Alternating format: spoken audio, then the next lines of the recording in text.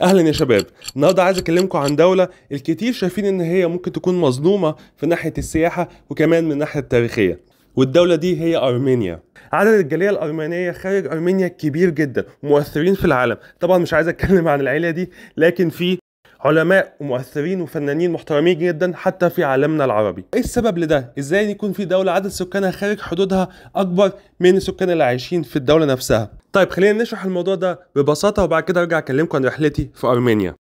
السبب ان ارمينيا طول عمرها بتعاني من سوء حظ بسبب موقعها الجغرافي، لانها دوله صغيره لكن موقعها هو نقطه التقاء حضارات عظيمه، ودايما بتلاقي نفسها طرف في صراعاتهم. زمان كانوا الفرس والرومان، بعديها كانوا البيزنطيين، ثم العثمانيين والروس، وحديثا كانت في حركة تهجير كبيرة في الحرب العالمية الأولى، عشان كده في عدد كبير من الأرمن خارج الدولة.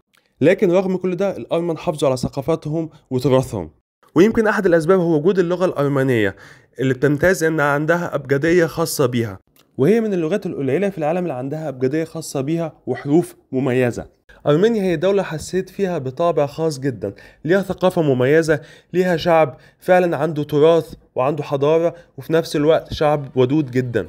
ومن ناحية الأسعار فهي فعلا من أرخص دول أوروبا، وفعلا ممكن تستمتع بأجازتك هناك بأسعار مناسبة جدا. طبعا الأكل الأرميني لا يعلى عليه، بالذات لو بتحب المشويات.